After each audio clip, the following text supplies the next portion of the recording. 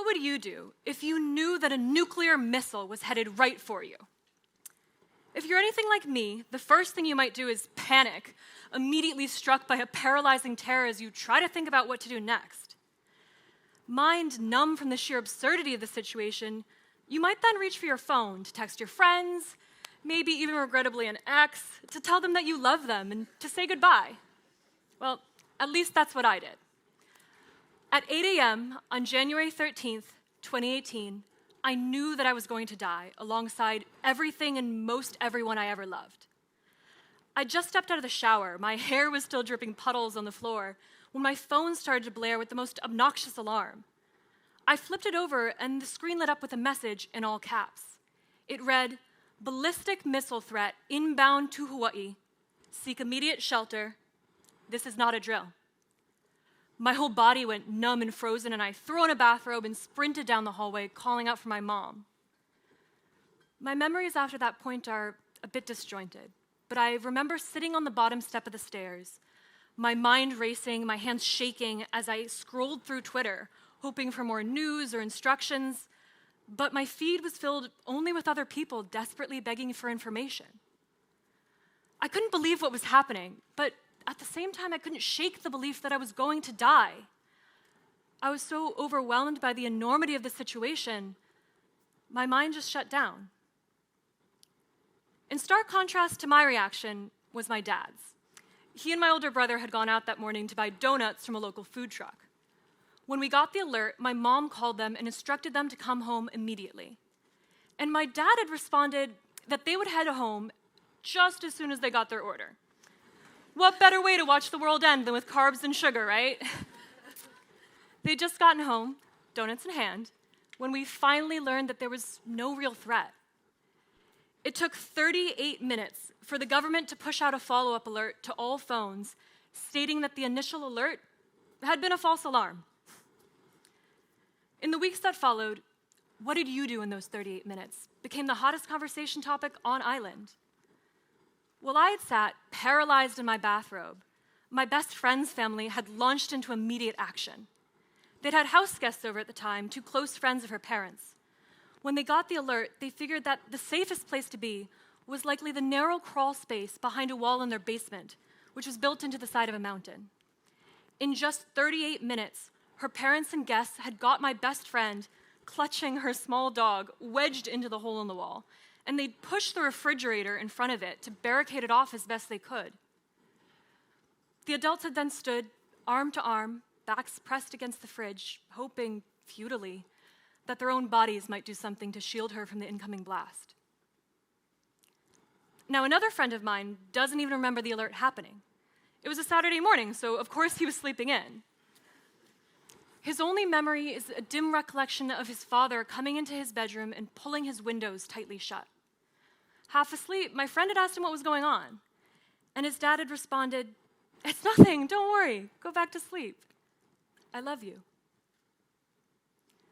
As the world moved on from the false missile alert, the headline started to become a punchline, spawning memes, comedy sketches, even a couple escape room themes. Eventually, we all just kind of moved on and forgot about it. But every now and then I'd think about that morning and my reaction, and I'd be so disappointed in how I'd panicked and frozen up, while the adults around me had acted calmly and rationally, or at least been spurred into frenzied action. At 17, the false missile alert was the first time that I was forced to confront the reality of death and realize that dying isn't just something that happens to old people. Forced to face my own mortality so early in my life, I felt woefully unprepared and anxious. Now, I'm a film major, so naturally, when I'm stressed, when I'm anxious, when I don't know what to do, I turn to film for answers and for comfort. I normally identify as a comfort watcher. I actively avoid films that might make me stressed or sad, and I never really got the appeal of horror or apocalyptic films. But in the fall of 2021, 3 years after the false missile alert, one of my favorite professors was teaching a course called Cinema of Apocalypse. I was nervous that the course might dredge up unpleasant memories, but I was so eager to study with Professor Napier, I enrolled. The first film we watched was Ingmar Bergman's acclaimed film, The Seventh Seal.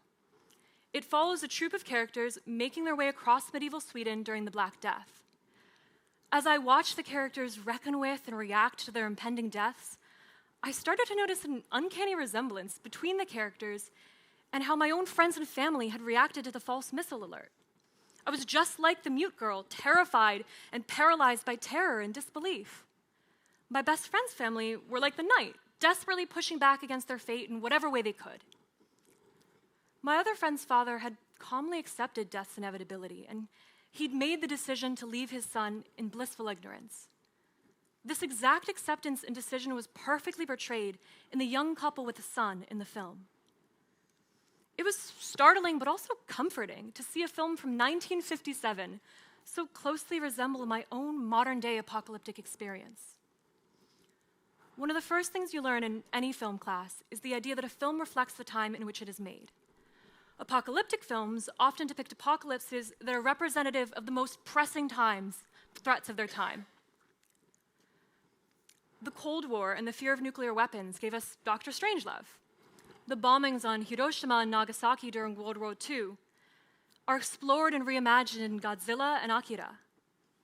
More modern-day films like Don't Look Up embody the growing political and class divide amidst the looming threat of climate change. All of these films depict characters desperately struggling with imagined apocalypses based on real threats. When my class watched Melancholia, Lars von Trier's drama about a world-ending planetary collision, I was so agitated, I wanted to run out of the theater. I remember sitting there and anxiously chipping away at my nail polish, bit by bit, until there was nothing but scratched up bare nail left on every finger. At 2 hours, the film creeps painfully, slowly, and quietly towards the apocalypse, as it charts each character's path from denial to not quite acceptance of their fates. It was too real, too familiar. I'd lived this, I felt this, and I hated watching it. But the film still had an effect on me. More precisely, Melancholia, alongside all of the other apocalyptic films I'd forced myself to watch, had changed my worldview by shaping what felt familiar to me. 3 months after my apocalyptic film class ended, I found myself in an emergency room in Florida facing another more personal apocalypse.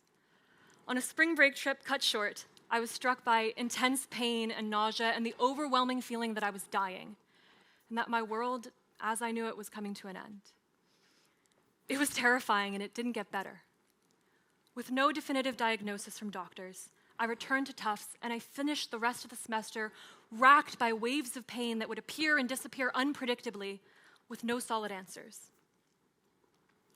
In that pain and that uncertainty, I found myself thinking about Melancholia and about the false missile alert and about all of the other apocalypses I'd lived through by watching those films. And I found that the pain and the not knowing felt a little more familiar, a little more comfortable. Apocalyptic films aren't just a way for filmmakers to examine and grapple with the threats of their time. They also provide audiences with the chance to explore, confront, and feel vicariously through the characters, the emotions and the stress of apocalyptic events. Now, apocalyptic films aren't going to rid you of anxiety. Sorry. Believe me, I wish they could. But what they can do is provide you with the space and the scenarios to work through the pain and the terror of feeling helpless. By providing you with a way to engage with the idea of apocalypse and the feelings and the thoughts that might come along with it from a mediated distance, apocalyptic films can help you become more comfortable with facing the idea of apocalypse. In a study conducted in 2020, scientist and psychologist Colton Scrivener found that fans of horror and apocalyptic films were better prepared to cope with the pandemic. Not because they'd engaged in any toilet paper hoarding or other doomsday prepping, but because they were more psychologically resilient. He hypothesizes that exposure to frightening fictions allow audiences to practice effective coping strategies that can be beneficial in real-world situations.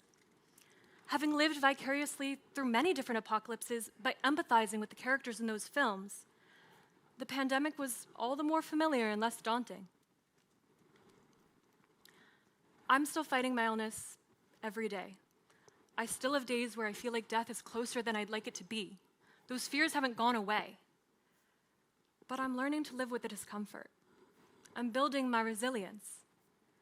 This world has become increasingly scary over the past few years, and we've all been forced to sit a little bit more closely with the idea of death. I want to encourage you to push through that discomfort. Watching apocalyptic films didn't cure my anxiety, and yet they did help me get better at handling it. So, if you're like me, if the idea of the world ending is so terrifying you feel a paralyzing panic rising every time you think of it, if all you want to do when you go home and turn on the TV is escape to the idealistic world of a sitcom, that's okay. But I urge you to take the chance and just sit down and force yourself to watch one apocalyptic film. It might not be fun. You might chip off all of your nail polish in the process. But I think you might come out of it just a little more familiar and a little more resilient. And that might make all the difference. Thank you.